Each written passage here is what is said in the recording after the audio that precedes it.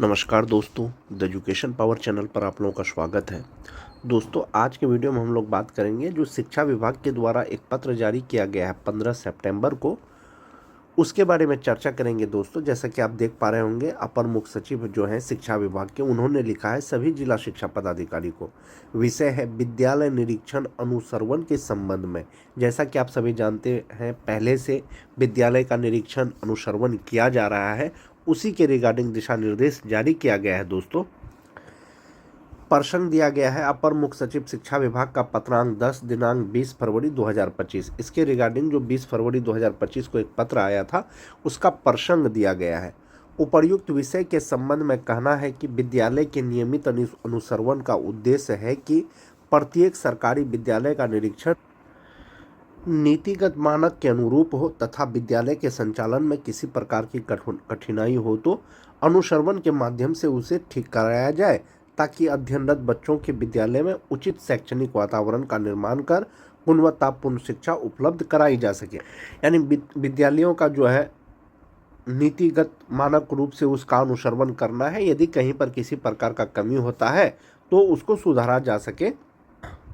2 number point है दोस्तों, राज्य के सभी सरकारी विद्यालयों में गुणवत्तापूर्ण शिक्षा उपलब्ध कराने तथा विद्यार्थियों को अनुकूल शैक्षणिक वातावरण प्रदान करने के उद्देश्य से विद्यालय के नियमित निरीक्षण एवं अनुश्रवण हेतु विभिन्न अवसरों पर मुख्यालय से क्षेत्रीय मुख्यालय स्तर तक के पदाधिकारियों के लिए दिशा निर्देश जारी किए गए हैं।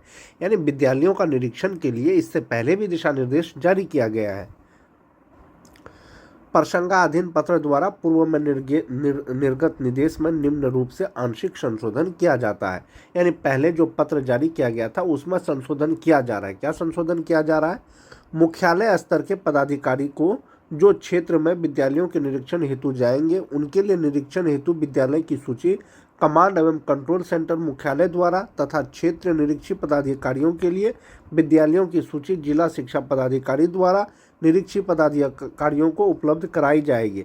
प्रसंगाधीन पत्र द्वारा निर्गत शेष निर्देश यथावत रहेंगे।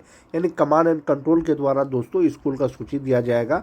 जो मुख्यालय स्तर के पदाधिकारी विद्यालयों का जो निरीक्षण करेंगे, जो क्षेत्रीय निरीक्षी पदाधिकारी होंगे, उनको जिला शिक्षा पदाधिकारी के द्वारा उनको स्कूल का सूची दिया जाएगा। उसी के आधार पर विद्यालयों का निरीक्षण होगा, अनुश्रवण होगा।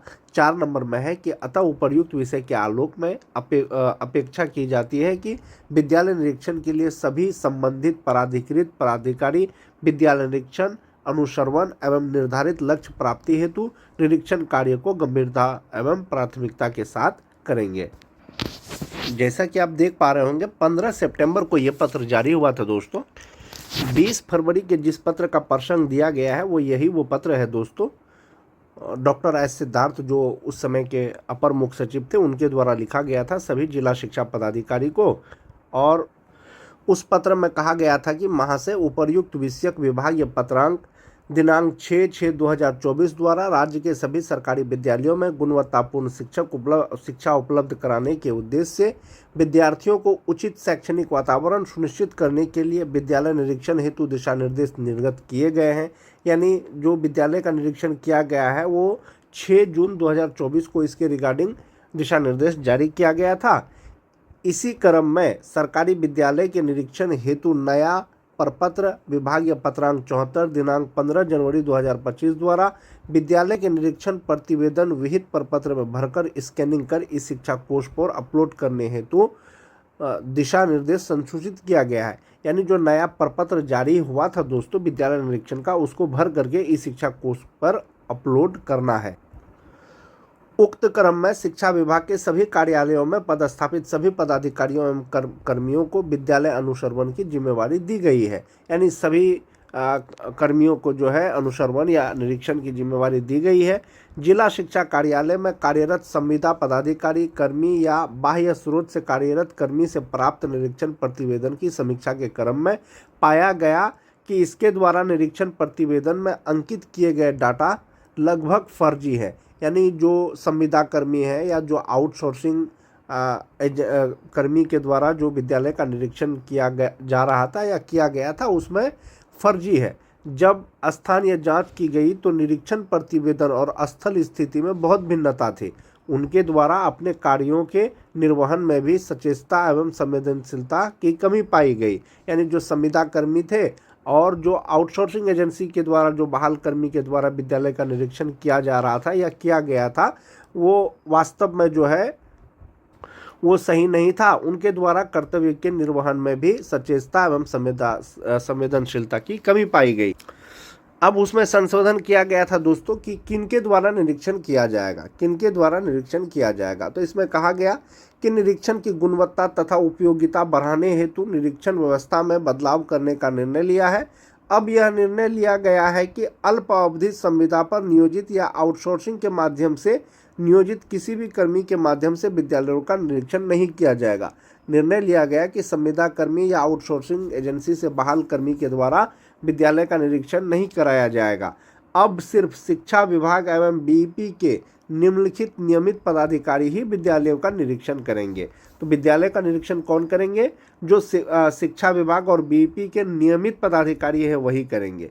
इसमें 1 नंबर में जिला शिक्षा पदाधिकारी, 2 नंबर में जिला कार्यक्रम पदाधिकारी, 3 नंबर में कार्यक्रम पदाधिकारी, 4 नंबर में प्रखंड शिक्षा पदाधिकारी, 5 नंबर में अपर जिला कार्यक्रम समन्वयक और 6 नंबर में सहायक कार्यक्रम पदाधिकारी बीईपी।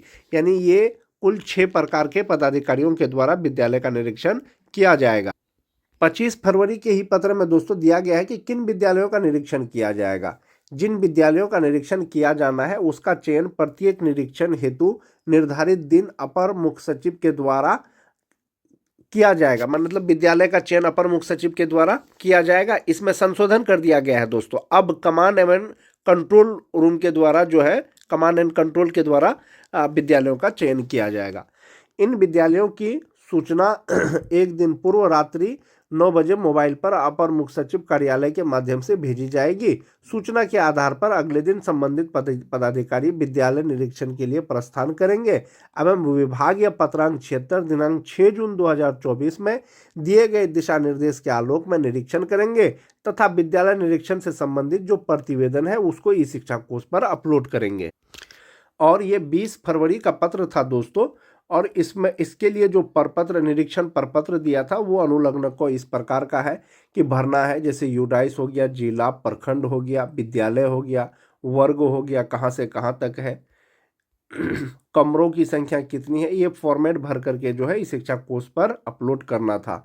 शौचालय की स्थिति, पुस्तकालय की स्थिति, भंडार की स्थिति, प्रयोगशाला, आईसीटी लैब चल रहा है कि नहीं है, प्रिंटर है कि नहीं है, एम्पलीफायर है या नहीं, सबमर्सिबल है या नहीं, ये डेटा भरना था। इसमें बेंच डेस्क की संख्या, खराब क्वालिटी का बेंच डेस्क, अच्छी क्वालिटी का बेंच डेस्क, ये फॉर्मेट जारी किया गया था और इसको भर करके दोस्तों इसको ई शिक्षा कोश पर अपलोड करना था। और यही फॉर्मेट में अभी भी विद्यालयों का निरीक्षण होगा और इसको ई शिक्षा कोश पर अपलोड किया जाएगा।